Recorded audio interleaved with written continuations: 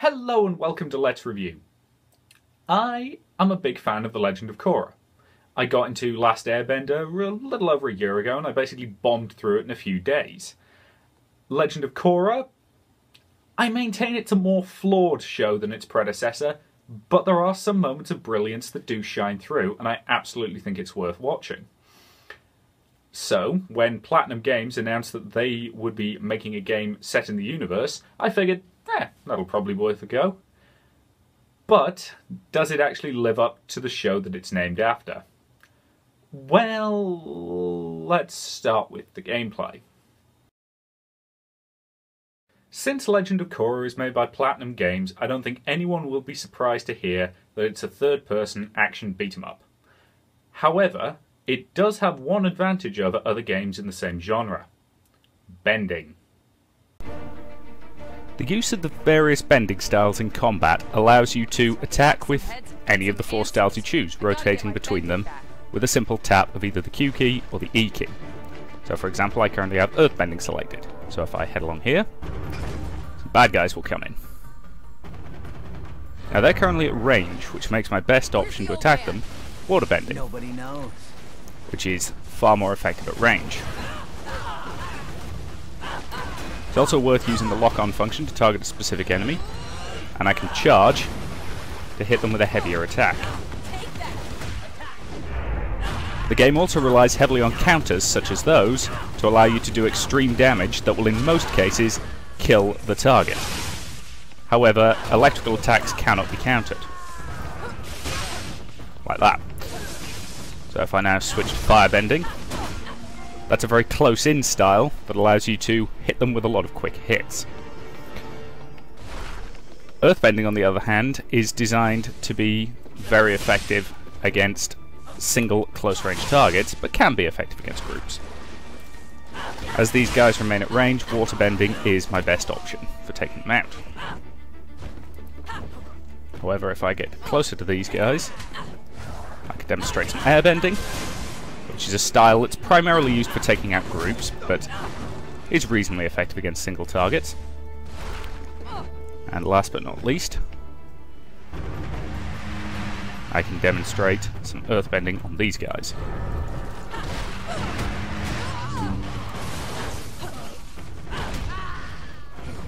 And you will notice it's very powerful. I should mention at this point that you can level up your various bending styles across the course of the game, and I'm currently somewhat overpowered as I have maxed out all 4 bending styles. This mission is about halfway through the game. So I am currently very overpowered. Hence I was quite happily easy to platinum that. After each combat encounter you'll get a rating, as is quite often typical for Platinum games. You will notice I managed to get a little turned around there and not to be able to remember where I was going. That is an occasional problem with this game. The plants took over, the people evacuated. Looks like chi blockers have taken over the abandoned part of the city. And that, fundamentally, is the combat system. Your most effective tactic most of the time is to use counters, especially against some of the more difficult enemies. However, the basic enemies such as those are fairly vulnerable to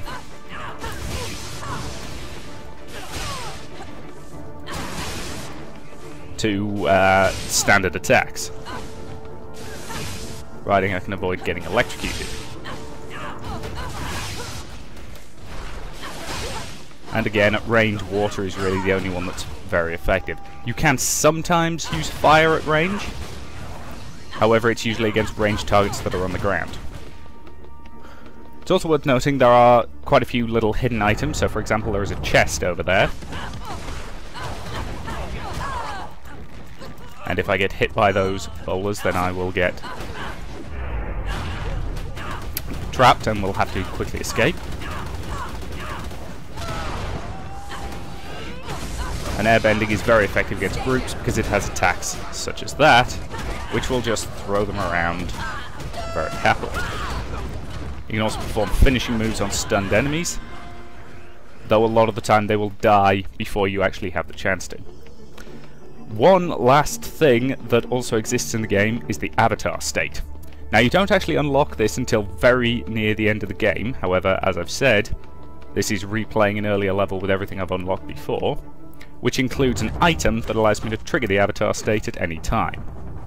I should mention the items in the lower left corner of the screen, so for example I can use some spirit water to heal, or I can trigger the avatar state, which makes me very, very overpowered, especially for dealing with standard grade goons. Using it there was an absolute waste, but it's a good demonstration, as it basically causes you to use all 4 bending styles at once, and just throw out some fairly basic but incredibly powerful attacks. Now this group of enemies are also benders, which means you've got to use slightly different tactics to deal with them. So for example, earth bending is particularly effective against other benders, because it's very difficult to defend against. In fact, you can't block earthbending, you can only dodge it, which makes this earthbender here potentially problematic unless you take him down quickly.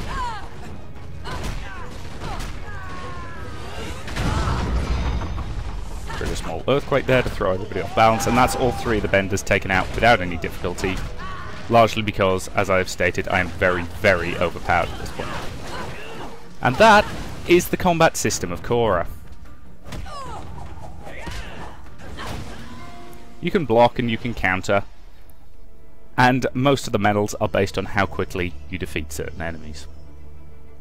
In addition to the main gameplay segments, we also have the Probending minigame, which seeks to replicate the sport from the show. Any fans of the show will recognise Probending as the sport that was enjoyed by Korra and her friends during the first series. The rules are fairly simple. The pitch, effectively, is split into 3 zones for each team, the aim being to push your opponents back into the previous zones. It's replicated fairly faithfully here, and you can counter the enemy's attacks to push them back. So the Fire Ferret, our team, just took the first zone, and so we are now playing with an advantage. The objective, now you'll notice I just got knocked back, however as long as my team remains in the forward zone we are fine.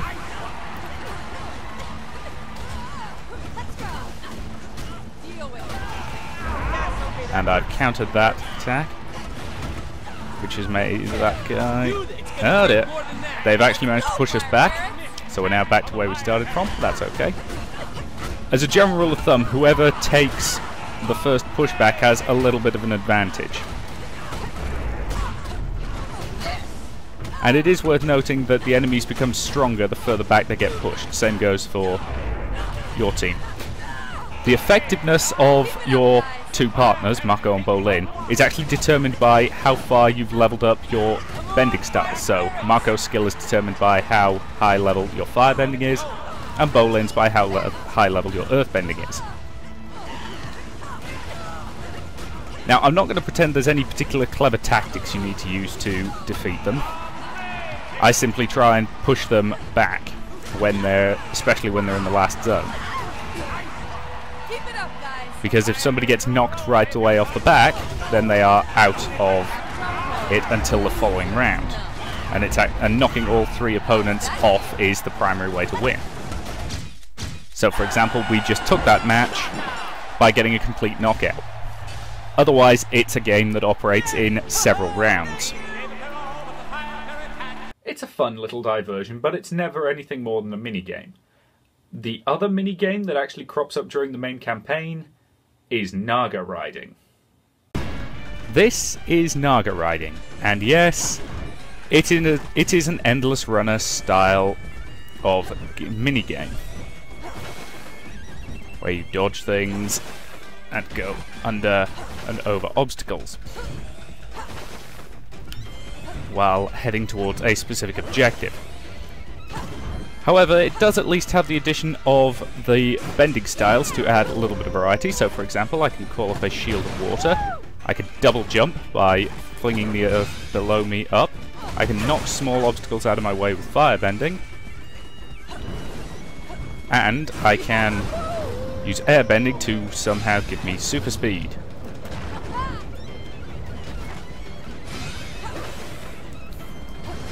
It's not a terribly complicated little mode, but it does what it aims to do and distracts you from the primary combat. While these segments add at least a little bit of variety to the main campaign, they're not that great. With that said though, I do kinda like them, but I think it's largely just because I happen to find Naga adorable. I'm sorry, it's a polar bear dog. It's incredibly cute. Okay. Professionalism. My main problem with the combat system is its lack of complexity. And to really explain what I mean by that, I have to show you this. This is Korra's room. From here we can change our items as well as change Korra's equipped outfit. It also displays every combo in the game towards the right side. And here we have the problem. There are just too few combos, and more importantly, they are limited to each bending style. Personally, I would have favoured a combo system that allowed you to combine the styles in any way you choose, with a button that triggered an attack from each. So you imagine a combo that begins with a few quick blasts of fire to knock your opponent off balance, then you shatter the ground beneath them, sending them flying into the air, and finishing the combo by summoning a whirlwind to smash them back to earth. I find that a lot more interesting than just light water, light water, light water, heavy water. I also have a couple of issues relating to the PC port, specifically non-rebindable controls. While the mouse and keyboard controls are okay, and they certainly get the job done, I should be able to rebind them if I want to. The game actually recommends that you use a 360 pad, and I don't have one. Well, actually, that's not entirely true. I do have one. I just use it to control my Xbox 360. Thing is, if you're making a PC game, it should be playable on mouse and keyboard, and honestly, it is.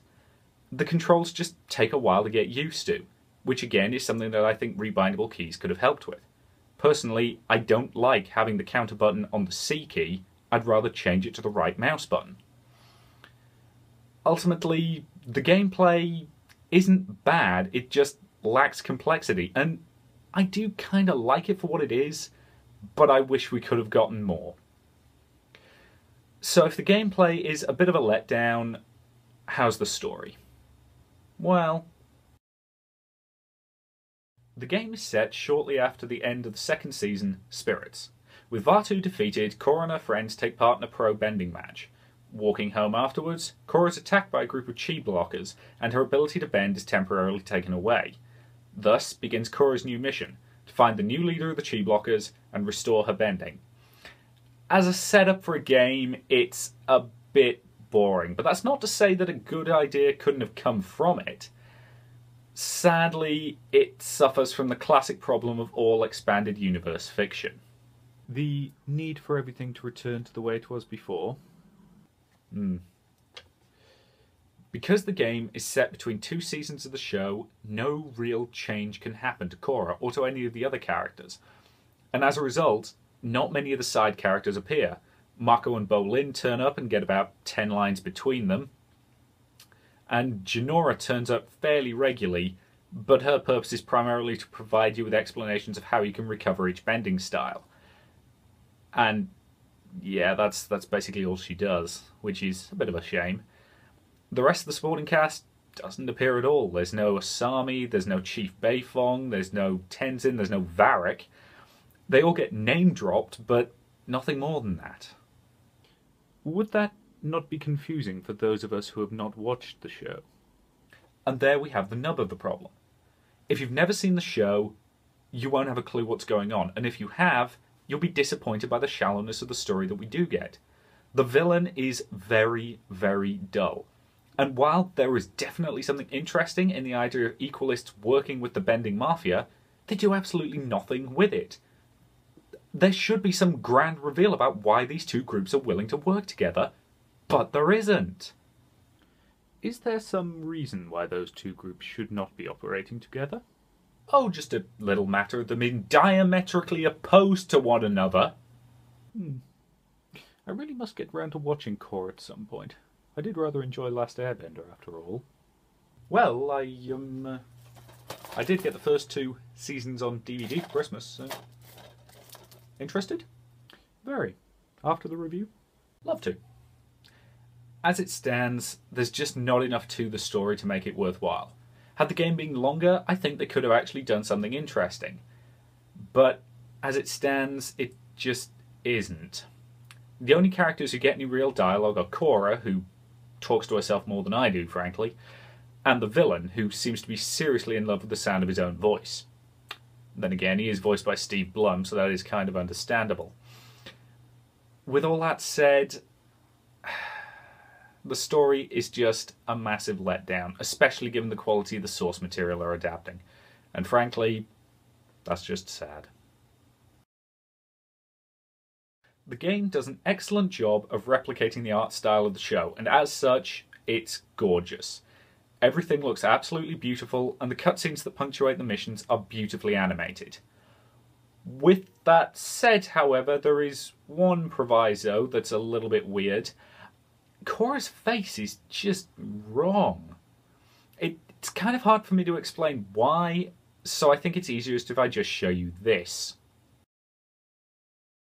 Seriously guys, what the hell? You did such a good job on the rest of the assets, how did you screw that one up? Regardless, with that one exception, everything looks absolutely fabulous and I have no real complaints about the art.